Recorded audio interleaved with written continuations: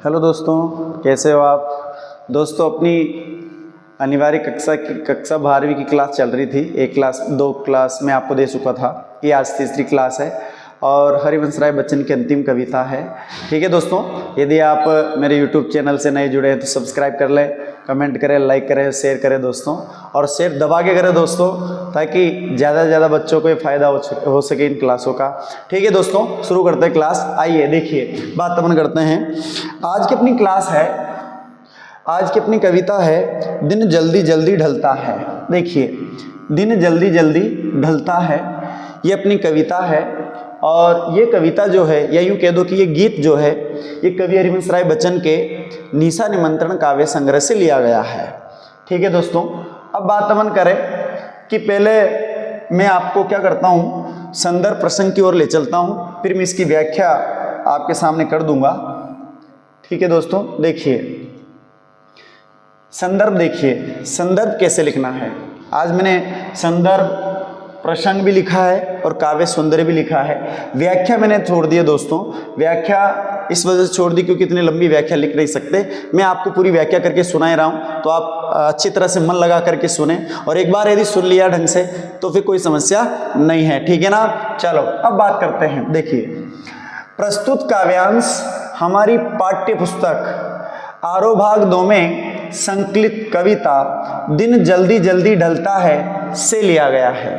ठीक है दोस्तों, कवि लिया गया है जो, देखिए, जो कवि हरिवंश राय बच्चन द्वारा रचित काव्य संग्रह निशा निमंत्रण से संकलित है। ये जरूर याद रखना दोस्तों, निशा निमंत्रण, क्योंकि ऑब्जेक्टिव टाइप क्वेश्चन बन सकता है और आपसे पूछा जा सकता है कि दिन जल्दी जल्दी ढलता है जो कविता है, ये कवि हरिवंश राय बच्चन के कौन से काव्य संग्रह से ली गई है, और क्वेश्चन बने हैं, तो आप इसको दोस्त याद रखें। ये तो हो गया दोस्तों क्या, संदर्भ। अब बात करते हैं प्रसंग की। इस अंश में कवि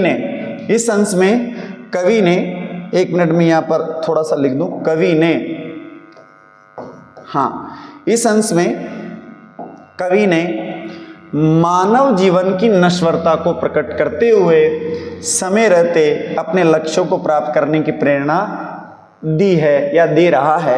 यानी कि मानव जीवन क्या है, नश्वर है। नश्वर यानी एक ना एक दिन समाप्त होने वाला है, और यूं कह सकते हैं कि मानव जीवन बहुत छोटा है। इस कारण मनुष्य को अपने जो जरूरी कार्य हैं, अपने जरूरी जो उद्देश्य हैं, लक्ष्य हैं, उनको समय रहते ही क्या कर लेना चाहिए, पूर्ण कर लेना चाहिए। क्यों? क्योंकि बाद में क्या होता है, मनुष्य को पछतावा होता है, सोचता है यार थोड़ा समय मिलता तो मैं ये कार्य कर लेता। इस वजह से व्यक्ति को समय रहते ही क्या करना चाहिए दोस्तों, अपने कार्य पूर्ण कर लेने चाहिए। देखिए, व्याख्या मैं आपके सामने करके सुना ही रहा हूं दोस्तों। इसके बाद बारी आती है काव्य सौंदर्य की। ठीक है दोस्तों, काव्य सौंदर्य में देखिए, आपको वैसे तो 3-4 पॉइंट लिखने होते हैं, बिंदु लिखने होते हैं, लेकिन मैंने सारी व्याख्याएं जो हैं, मतलब पूरी जो कविता है उसको एक साथ लिखने की कोशिश की है काव्य सौंदर्य के रूप में। तो थोड़ा बात करें कि काव्य सौंदर्य बड़ा हो गया है, तो आप अपने हिसाब से देख लेना। देखिए, प्रस्तुत गीत के माध्यम से कवि समय की निरंतरता को प्रकट कर रहा है। यानी कि समय निरंतर चल रहा है, समय हमारा इंतजार नहीं कर रहा, समय अपनी गति से चल रहा है। इस वजह से मनुष्य को भी समय के साथ साथ चलना चाहिए और अपने लक्ष्य उद्देश्यों को प्राप्त कर लेना चाहिए, ताकि बाद में उससे पछतावा ना हो सके। फिर देखिए, मानव जीवन नश्वर है, मानव को समय रहते अपने कार्य पूर्ण कर लेने चाहिए, ताकि बाद में उसको पछतावा नहीं होगा। इसके बाद देखिए, खड़ी बोली हिंदी व मुक्त छंद का प्रयोग है। क्या है दोस्तों, खड़ी बोली हिंदी व मुक्त छंद का प्रयोग है, गीत शैली का प्रयोग है, क्योंकि वर्तमान में जितनी भी कविताएं लिखी जा रही है ये सब गीत शैली में लिखी जाती है और गीत के माध्यम से सुनाई जाती है। रचना प्रसाद काव्य गुण व पांचाली रीति से युक्त है, और इसके अंदर अगर हम बात करें तो अनुप्रास, रूपक, मानवीकरण, पुनरुक्ति प्रकाश आदि अलंकारों का प्रयोग हुआ है। ठीक है दोस्तों, अब ये जो अलंकार जहां जहां पर आए हैं, मैंने वहां पर इनको अंडरलाइन किया है, लिखा भी है, तो आप वहां से देख लें कि कौन सी पंक्ति में कौन सा अलंकार है। अब मैं इसको मिटा देता हूं दोस्तों, ताकि आप फिर बाद में स्क्रीनशॉट ले लेना, नोट्स बनाना चाहे तो नोट्स बना लेना। ठीक है दोस्तों, देखिए, और व्याख्या मैं आपके सामने प्रस्तुत करता हूं। अब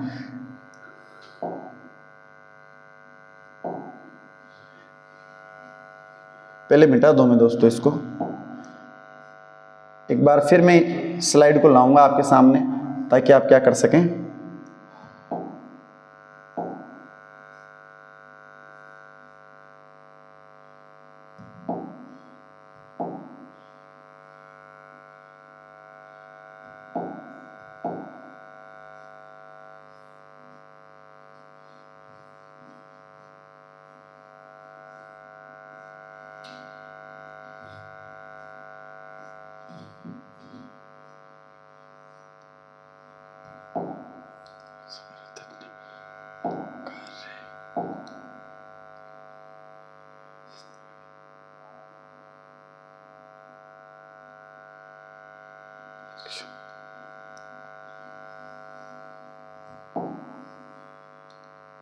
अपने लक्ष्यों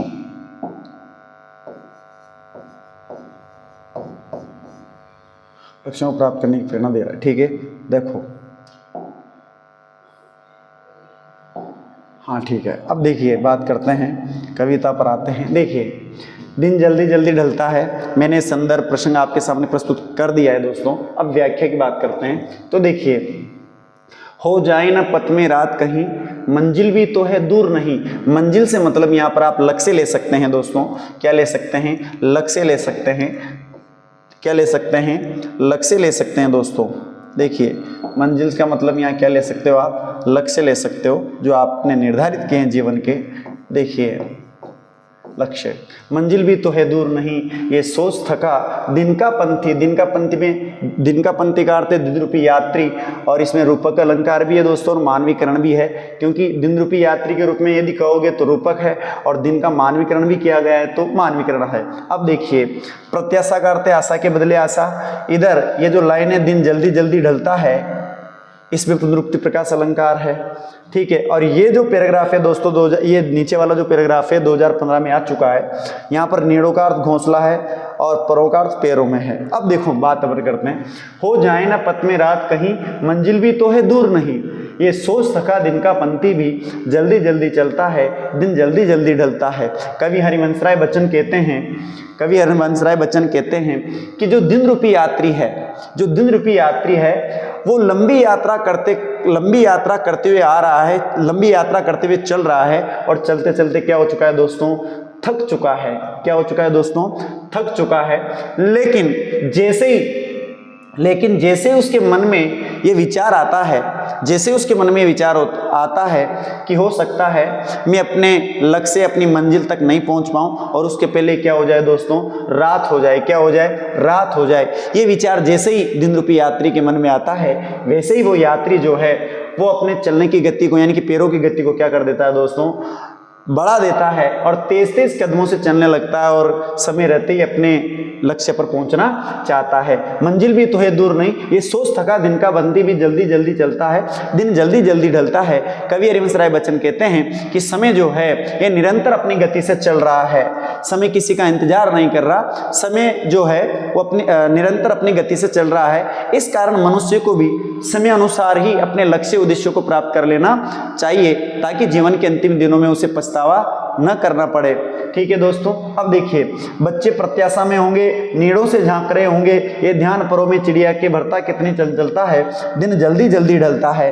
कवि कहता है कि अपने प्रियजनों से मिलने की जो उत्कंठा होती है, अपने प्रियजनों से मिलने की जो इच्छा होती है, वो केवल मानव के अंदर ही नहीं होती, वो पशु पक्षियों के अंदर भी होती है। इसी वजह से कवि कहता है कि जब आसमान में उड़ रही चिड़िया को ये याद आता है, ध्यान आता है कि घोंसलों में मेरे बच्चे जो हैं, मेरे शावक जो हैं, वो क्या कर रहे होंगे?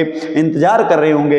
ये विचार जैसे उसके मन में आता है, वैसे ही चिड़िया जो है वो अपने पंखों को तेज गति से फड़फड़ाती हुई क्या करती है? उड़ करके जितना जल्दी हो सके उतना जल्दी अपने घर पहुंचना चाहती है। ठीक है दोस्तों, तो यहाँ पर अपने जो स्वजन होते हैं, पारिवारिक व्यक्ति होते हैं, उनसे मिलने की उत्कंठा मानव को भी होती है, पशु पक्षियों को भी होती है। आगे देखिए, शुरुआत आगे बढ़ते हैं। देखिए, मुझसे मिलने को कौन विकल्प, ये पैराग्राफ जो है ये 2013 में आ चुका है दोस्तों, और इसको शुरू करने से पहले मैं कुछ आपको बताना देना चाहता हूँ कि कवि हरिवंश राय बच्चन की जो पत्नी है, प्रथम जो पत्नी थी, उसकी क्या हो चुकी थी? मृत्यु।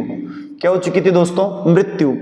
तो अब बात करें कि कवि हरिवंश राय बच्चन के घर पर उनका इंतजार करने वाला कोई नहीं है, ठीक है, इसी वजह से कवि क्या है, दुखी है। देखिए यहां से बात करते हैं, मुझसे मिलने को कौन विकल में हूं, किसके हित चंचल।